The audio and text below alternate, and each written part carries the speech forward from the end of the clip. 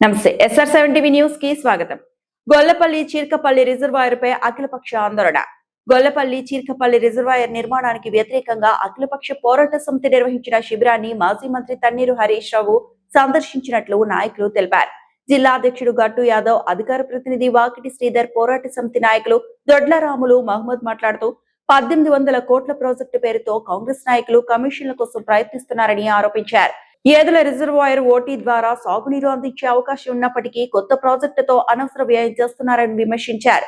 ఈ ప్రాజెక్టు వల్ల అనేక గ్రామాలు ముంపుకు గురవడంతో పాటు సుమారు 1352 ఎకరాల సాగు భూమి నష్టం జరుగుతుందని పేర్కొన్నారు. 97 రోజులుగా రైతులు, ప్రజలు దీక్షలు చేస్తున్న ఎమ్మెల్యేలు, అధికారులు స్పందించకపోవడాన్ని తప్పుపట్టారు. ప్రజాభిప్రాయాన్ని పట్టించుకోకుండా ప్రాజెక్టు ప్రతిపాదనలు తీసుకురావడం దారుణమని, వెంటనే వాటిని విరమించుకోవాలని డిమాండ్ చేశారు. ఈ కార్యక్రమంలో నందిమల్ల అశోక్, బి బాలరాజు, తిరుపతయ్య, మాజీ సర్పంచ్లు రమేష్, సునీల్, శివరామరెడ్డి, సేనాపతి, కురుమతి రెడ్డి, తెప్ప సురేష్, విజయమోహన్, కృపాకర్ రెడ్డి, నిరంజన్, ప్రవీణ్ రెడ్డి, రామచంద్రయ్య, తిరుపతి రెడ్డి తదితరులు పాల్గొన్నారు. Reporting by Wanaparthy rural reporter Chand Pasha.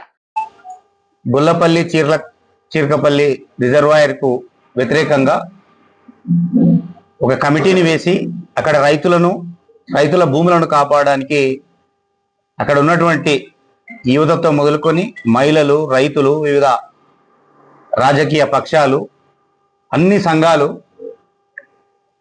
ఉద్యమం చేస్తుంటే ఇప్పటి వరకు ప్రభుత్వ పరంగా రాజకీయ నాయకుల మాట అటు ఎరుగుతే కనీసం ప్రభుత్వ యంత్రాంగమైనటువంటి అధికారులు కూడా ఆ టెంట్ దగ్గరికి పోయి వాళ్ళను పరామర్శించినటువంటి పాపాన పోలేదు. ఒకవేళ గొల్లపల్లి చీర్కపల్లి రిజర్వాయరే అక్కడ ఏర్పాటు చేస్తే అది అవసరం లేని రిజర్వాయర్, కేవలం కాంట్రాక్టర్ల పబ్బం గడపడానికి, దాంతో కమిషన్లు తినడానికి మాత్రమే ప్రతిపాదించినటువంటి ఒక రిజర్వాయర్ అది.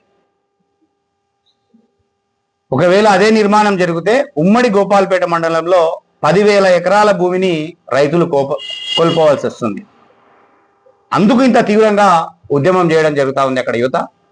ప్రభుత్వ పరంగా ఎలాంటి స్పందన లేదు కాబట్టి భారత రాష్ట్ర సమితి తరఫున అప్పటి సాగునీటి పారుదల శాఖ మంత్రి హరీష్ రావు గారు ఈ నెల 9వ తారీఖు నాడు దీక్షా శిబిరాన్ని సందర్శించి అక్కడ రైతులకు ధైర్యం చెప్పి ఏదుల రిజర్వాయర్ నుండి ఏదైతే గతంలో నిరంజన్ రెడ్డి గారు ప్రతిపాదించినటువంటి ఓటీని అమలు చేస్తే 8,000 ఎకరాలకు నీరు అందిస్తారు, గుల్లపల్లి కడితే ఏం లాభం అనే విషయాలపైన వారు రైతులకు వివరిస్తూనే ఈ అంశాన్ని ప్రభుత్వంపై ఒత్తిడి పెంచడానికి ప్రయత్నం చేస్తారు.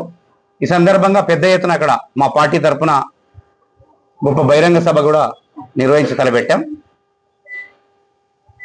అందరూ రైతు సంఘాల నాయకులు, రైతులు పెద్ద ఎత్తున రావాల్సిందిగా భారత రాష్ట్ర సమితి తరఫున 9వ తారీఖు నాడు సాయంత్రం 5 గంటలకు పెద్ద ఎత్తున రావాల్సిందిగా ఆహ్వానిస్తాము.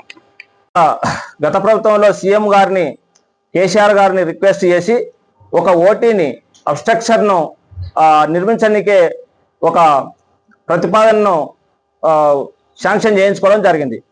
అసలు ఓటీ పనులు స్టార్ట్ అయినవి. స్టార్ట్ అయిన తర్వాత అది కొంత ఆగి ఉంది. అక్కడ ఓటీ ఏదుల రిజర్వాయర్కు అనుసంధానంగా ఓటీ ఇట్లా రెడీ అయితే కేఎల్ఐ నుంచి వచ్చే D5 దగ్గరనే ఉంది. D8 ఏదైతే ఉందో అది ఒక 7 కిలోమీటర్లు వస్తే D8లో ఈ ఓటీ నీళ్లు పారుతూ దాదాపు 45,000 ఎకరాలకు నీరు అందించే సౌకర్యం ఉండి నీవు ఈ అనవసరంగా దీన్ని గొల్లపల్లి చీర్కపల్లి రిజర్వాయర్ తలపెట్టడానికే నువ్వు పూనుకొని మీద నుంచి ఏం చెప్తా ఉన్నావు నువ్వు అంటే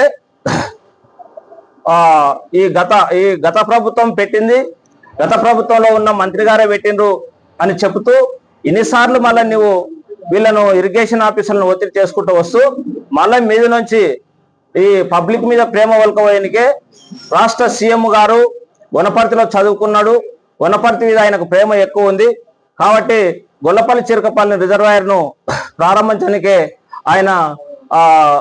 ఆయన సానుకూలంగా స్పందిస్తూ ఉన్నారు అని చెప్తా ఉన్నారు. ఒకవేళ వనపర్తిలో ఆయన రాష్ట్ర సీఎం గారు చదువుకుని వనపర్తి మీద ప్రేమ ఉంటే ఏల రిజర్వాయర్ ఆల్రెడీ పాలమూరు రంగాడిలో ఏల రిజర్వాయర్ నిర్మించి ఉంది, సిద్ధంగా ఉంది.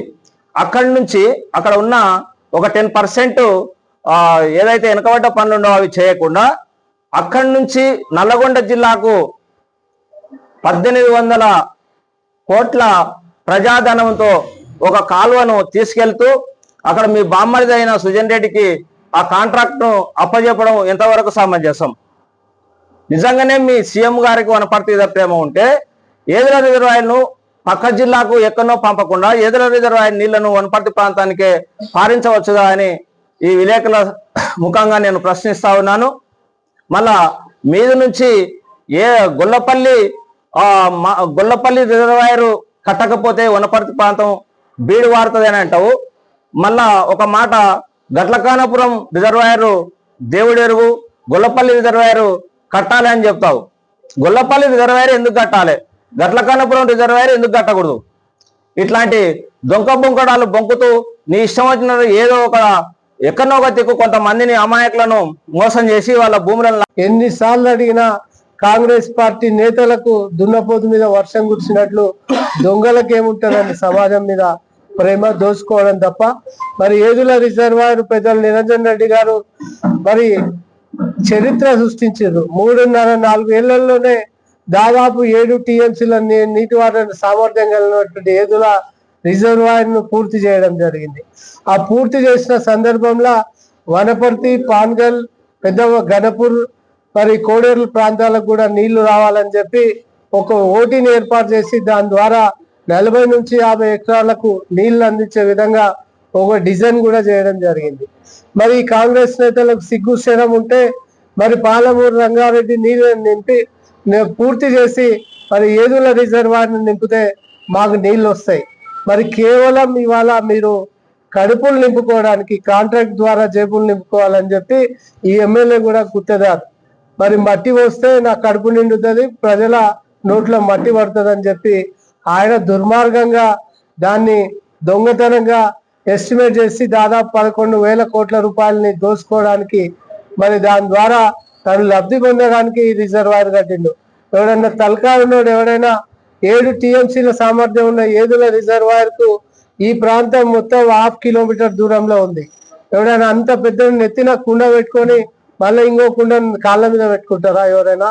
మరి దీన్ని కేవలం మట్టి పోసి పనులు చేసుకొని వాళ్ళ కడుపులు నింపుకోవాలని చెప్పి ఏదుల మరి ఏదైతే గొల్లపల్లి రిజర్వాయర్ని ఏర్పాటు చేయడానికి ప్రభుత్వం కుట్ర చేస్తుంది కనుక మరి దీనిపైన ఒకటే స్పష్టమైన హామీ ఇవ్వాలి ఎమ్మెల్యే గారు. 100 రోజులు కావస్తుంది ఈ మా అఖిల పక్షం తరఫున వాళ్ళ రైతాంగం అందరూ కూడా దినం అక్కడనే వంట వార్పు చేసుకొని దీక్షలో నిరసన తెలుపుతుంటే మరి మీ కళ్ళు కనబడతలేవా అని చెప్పారు. ఎమ్మెల్యే గారు ఒకటే మాట స్పష్టం చేయాలి, ఈ రిజర్వాయర్ కడతారా కట్టరా? ఒకవేళ కట్టాలనుకుంటే మరి నీ నీ నీ అంతరాత్మలో ఉన్నది ఏందో శిబిరం దగ్గరకు వచ్చి చెప్పు.